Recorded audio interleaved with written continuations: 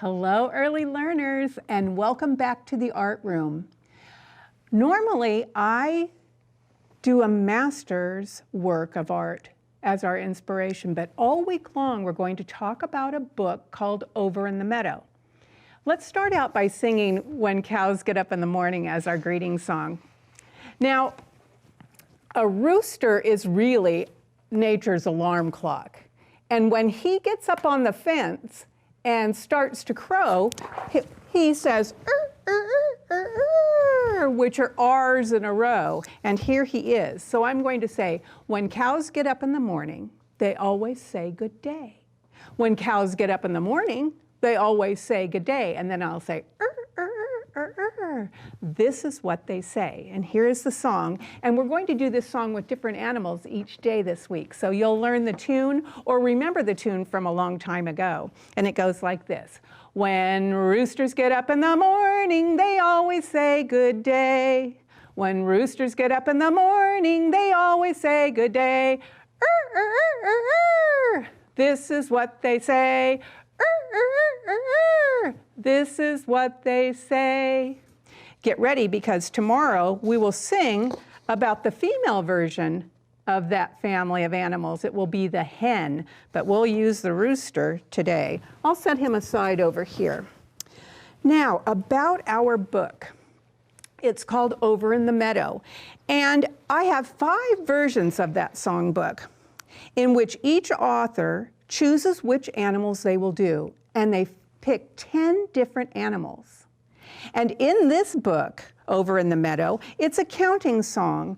And the song started out being a poem written by Olive A. Wadsworth. Now, Olive A. Wadsworth was a woman in the 1800s, and in those days, women weren't writers. It was not usual for women to be writers, so she picked this name to be her pen name. Her real name was Catherine Floyd Dana. And she did pick this name, and as a little joke, hid in O-A-W, which meant only a woman. So she tricked people into thinking she was a man and wrote the poem. And another woman in the Ozarks, which is where they were living in the mountains, she wrote the tune for it. But the nice thing about it is we can use any tune we want to sing the song. As a matter of fact, today I think I'll sing it to Twinkle, Twinkle, Little Star, maybe. Now let me get the book and show you Over in the Meadow. It looks like this. And we also have it on the chart. And here is our author. Her name is Jane Cabrera. And Jane Cabrera looks like this. She is an author of children's books. When she was 16, she had heard there were schools for artists, and she wanted to become an artist. And she got herself into art school, and she has written and illustrated over 59 books. And she lives in a place in the UK on the edge of a beautiful meadow, and which is a perfect place for the woman who wrote and illustrate. Well, she actually illustrated this book, and she put the words together. Now, we're going to use the tune Twinkle, Twinkle, sort of. I stretch it out a little bit, boys and girls. And what I want you to do is, as we sing this song, look how she painted the animals in this story. She uses a lot of short brush strokes, just like Pablo Picasso and Van Gogh did. And I am going to do this rabbit. And what I'm going to do is I'm going to paint the rabbit with tempera paints and then do the short brush strokes for the grassy meadow. Because meadows are often open areas of grass where creatures live. And we're going to sing this song and see how to count using this book. So if we start out saying 1, then we'll go to the number 2, and then go on to number 3. And here is our book, Over in the Meadow. It is written and illustrated by Jane Cabrera. Now let's take a look at this art. I told you she painted little short brush strokes, let it dry a little bit, and then she put little tiny brush strokes to add the detail. If you choose the turtle to be the animal that you paint, then you might think about how she did that. Light green, dark green, yellow, and white all mixed in, and then she even put shadows using white rather than dark. But here is the song. Over in the meadow, in the sand, in the sun, lived an old mother turtle and her little turtle one. Dig, said the mother, I dig, said the one. So they dug all day in the sand, in the sun. So not only is this a book that is used in springtime, it's always used as a Mother's Day book for my class, because every single page has a mother and its baby. And here she only has one baby. When we turn the page, how many babies do you think will be there? If you guessed 2, you are right. And here's our number 2. And here are the 2 babies. And here is the mother fish. And here is the song. Over in the meadow where the stream runs blue, lived an old mother fish and her little fishes too. Swim, said the mother, we swim, said the 2. So they swam all day where the stream runs blue. 2, blue. They both say ooh. So not only is this a counting book, it is also a rhyme book. What do you think will rhyme with the number 3? 3B, 3 tree, 3 C. Let's find out. It's not a bee, it's an owl. And here is our number 3. And an owl lives in a tree. I bet that's the rhyme. Let's find out. Oh, and if you choose the owl, you'll paint the background maybe orange and then put the feathers on with yellow, white, and dark orange. Or the babies are all different colors, but they have the big round eyes with like flower petals all around. Is that the one you will choose to paint? I'm painting the rabbit, but maybe you'll choose something else. And here's our song. Over in the meadow, in a hole in a tree, lived an old mother owl and her little owls 3. Too-hoo, said the mother, too-hoo, said the 3. So they too-hooed all day in a hole in a tree. 3, tree. They both say E. The next number is number 4. What rhymes with 4? Door, shore, core. What will it be? It's a rat. Here's the old mother rat. She's the same color as the rabbit on the cover. She has pink ears. Is that what you'll do? And the babies are down here. 1, 2, 3, 4. Sure enough. Over in the meadow by the old barn door lived an old mother rat and her little ratties 4. Gnaw, said the mother, we gnaw, said the 4. So they gnawed all day by the old barn door. The word gnaw means to chew on, so they're chewing on something. 4, door. They both say or. Here's number 5. Where do bees live? In a hive. Here's the mother. 1, 2, 3, 4, 5. Over in the meadow in a snug beehive lived an old mother bee and her little bees 5. Buzz, said the mother, we buzz, said the 5. So they buzzed all day in a snug beehive. Now, if you make the bee and want to paint its head, thorax, and abdomen, you'll put on the antenna and the bee's wings. Maybe you'll make this shape and paint it because it is the honeycomb, the place in the hive where they deposit their honey. Now the number 6. 6, what rhymes with 6? Could be sticks, could be fix, could be bricks. What would be in the meadow? Let's find out. Oh, it's a mother duck. 1, 2, 3, 4, 5, 6. Yep. Over in the meadow in a nest made of sticks lived an old mother duck and her little duck 6. Quack, said the mother, we quack, said the 6. So they quacked all day in a nest made of sticks. 6, sticks. They both say icks. 7. Oh, I was trying to think of what rhymes with 7. Heaven, that's the only rhyme I can think of. Or 11, 7-11. Let's find out. Over in the meadow in a green grass heaven lived an old mother frog and her little frog 7. Jump, said the mother, we jump, said the 7. So they jumped all day in a green grass heaven. So they must call it heaven because it's a great place for the frogs to be. Now number 8. 8, late. 8, gate. 8, skate. It is a gate. You can see it's made right here.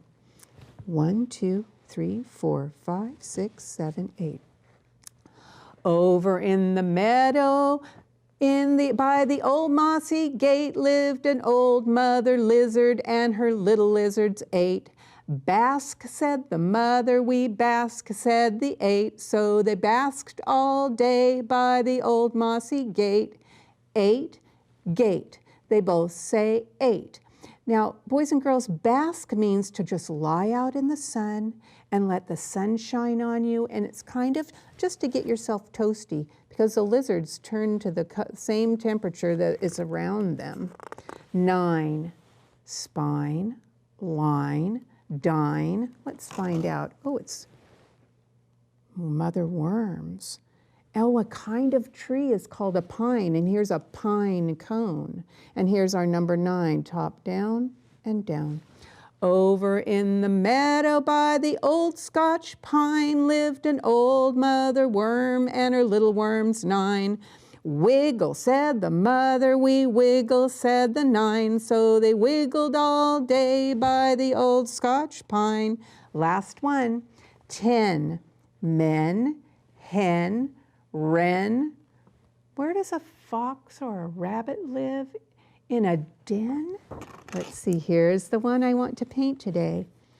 Over in the meadow in a cozy wee den lived an old mother rabbit and her little rabbits 10. Twitch, said the mother, we twitch, said the 10. So they twitched all day in a cozy wee den. And twitches, you can see little lines around their noses and they're making their nose wiggle. We remember those lines from our friend Keith Haring when we made art and made a movement. We put these little lines around the movement to show their noses are twitching and wiggling. All right, boys and girls, let's close up the book and get ready for art. If you have paints, that's what I'm using today, but if you only have crayons, crayons will be fine.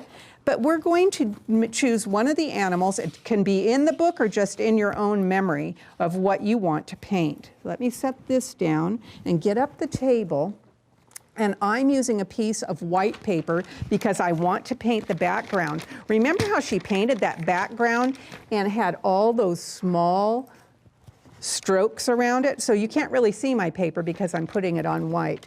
But remember how I like to have my palette? I have all my paints. I put 12 paints in here, and I put them in rainbow order: red, orange, yellow, green, light blue, dark blue, purple, magenta. I have brown, white, peach, and black.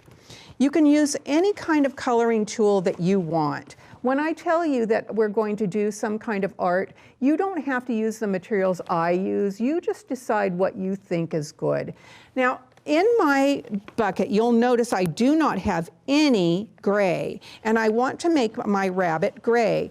So I'm going to stand my paper up, and before I begin painting, I'm going to kind of trace out what my rabbit's going to look like. Now for me, I know the rabbit in this book had an egg-shaped head, and I want to put 2 ears on it, just like in real life, not like in Picasso life, where he tries to put things with many different numbers of things. I'm going to put the front paw of the rabbit. It looks kind of like a human hand, but that's okay. I'm going to go under my egg-shaped neck and put a hand up like he has in his book.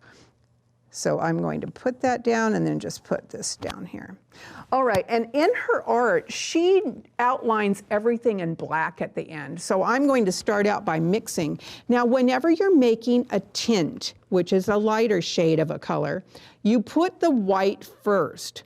when you want to make a tint, you start with the white first, and then you add the color that you want to make. Like if I wanted to make pink, I would dip in and get a little red and make it pink, but I'm going to dip in to make gray. I'm going to put a little bit of black in there, and I'm mixing it around, and I'm getting a pretty dark gray.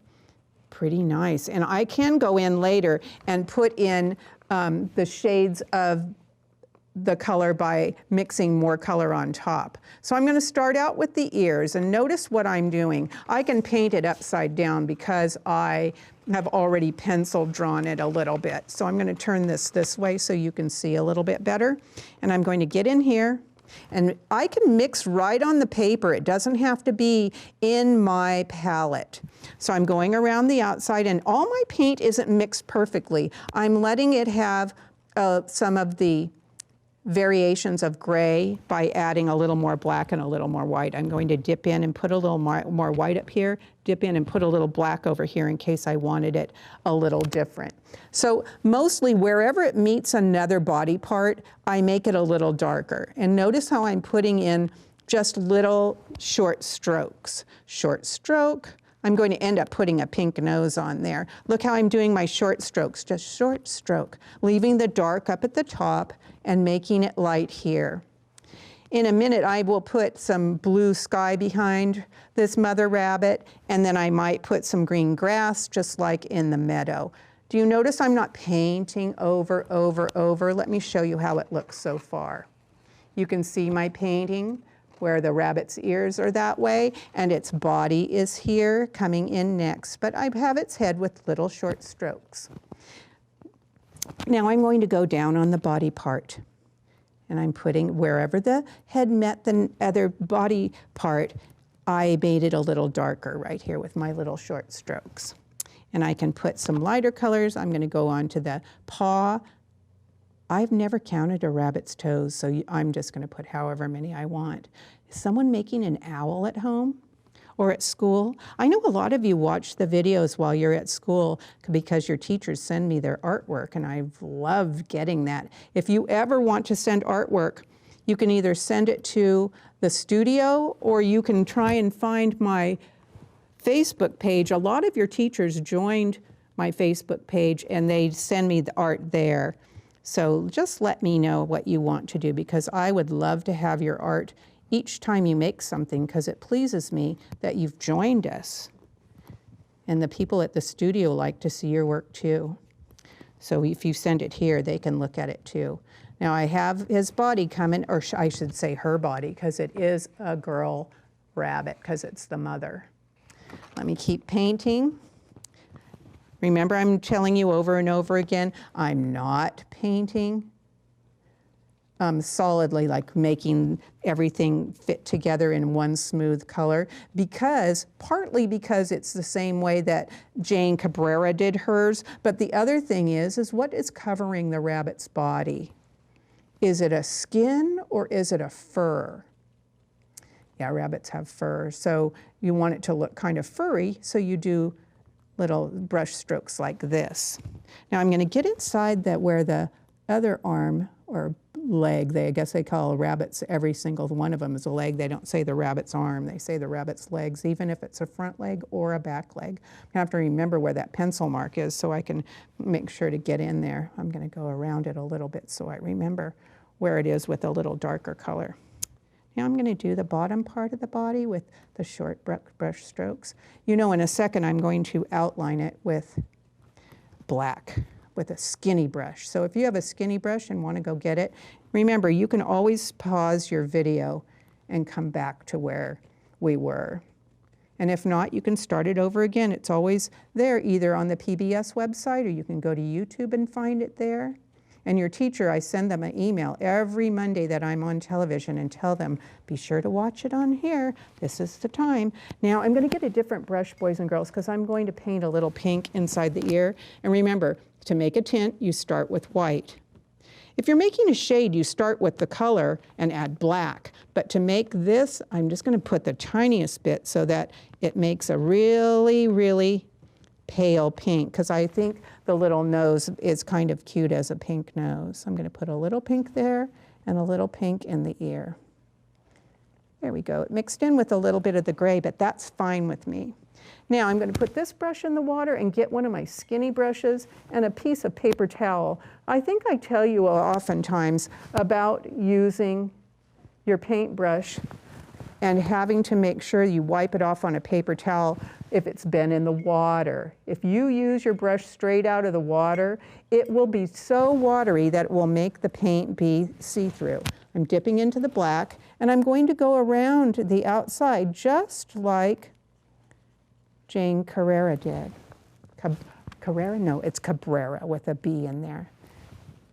Going around the ears a little bit. I have to be careful, boys and girls, because I'm sitting in one of the studio's chairs that have fabric on it. So remember, if you're painting, you need to find out from your family where it is okay for you to paint. Like some people say, make sure you paint in the kitchen, or they say, do the drawing now and you can paint on the patio later, or they'll put newspaper under your places. So just make sure you're checking with your family where you can do your work. I'm putting my rabbit's black little eye there, and I'm going to make its nose and its mouth go here. Go around that little pink nose. Let me show you what it looks like so far. Can you see where it's kind of furry, where I did the short strokes? I hope you did too, because I think you'll like it better. If not, you can come back and try it again. I'm going to go around this paw so that you can see where I put its second arm, or leg, we decided, didn't we? And rabbits do have whiskers, but I'm so afraid to put black paint on its face right now because the paint is not dry enough to do that. Now, as I go around here, it kind of cleans up my furry edges. If you like it furry, great. If you like it smooth, terrific. You know how to fix it. You can just go back in and add some more furry places if you don't like it outlined like our artist and author did. I'm almost all the way around, aren't I? This front part. I'm trying to be careful but still go fast enough so you can see how I'm finishing it. Going now, it's going to just to be a straight line. I don't have to be so careful. Are you enjoying yours? I wonder which animal you chose. As we were reading the book, I tried to remind you to look for which one appealed or made you happiest. And you think, oh, that's the one I want to do. A bee is probably easiest, but we're going to do 2 bees this week later. Tomorrow we're going to do a firefly. See if you can talk with your family about what you know about fireflies. Now I'm going to start on my background. Oh, I really like this rabbit. It kind of reminds me of Pepette from our last time we met together. All right, I'm going to put some blue sky. And you know how I feel about colors that are straight from the bucket. I like to mix it up. And I'm going to do what she did, which was short strokes. So I'm going to paint, paint, paint, short strokes all up here near the top where the rabbit has its head. And then what color do you think will I put for the meadow? Yeah, green. For green grass, you could add flowers if you'd like. If you think that this would look great with some flower petals, you could do that. Just decide what you think looks the best for yours. And you know how I tell you when we're doing coloring things to go only one way? Not on this project. You can go this way and that way and that way and this way, because this art is a little different. Now, some people think that when you do the sky, you just do it up in the very tippy top, but you know the sky goes all the way down to the ground. So I'm doing my short strokes all the way down to where the ground is. I'm trying not to get too close to my little pink nose. I may have to come in later after this is dried and add a little bit more because I don't want to get too close to my black paint and I don't want to get too close to the nose and face. I notice the time is kind of coming to the end, boys and girls, and I want to remind you what we're going to use tomorrow in our art. Tomorrow, the artist that we're going to be looking at tomorrow is Ezra Jack Keats. Now, Ezra Jack Keats is an author and artist. So he not only did the artwork, but he's written the story. And what I want you to bring, if you'd like to join me, I'm going to be doing the firefly. So if you'll bring your paints again, and I'm using, remember when we were doing Klimt and we did gold paint. I'm bringing my gold paint to make the firefly's tail. And the firefly's tail will be all golden and shiny because the fireflies attract friends and sweethearts that way.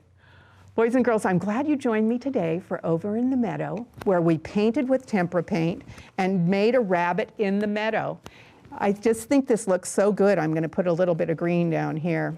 And join me tomorrow when we meet Ezra Jack Keats, and we'll do a resist. I'm going to use some black paint too. So I'll see you tomorrow. Thanks for joining me. Bye-bye, boys and girls.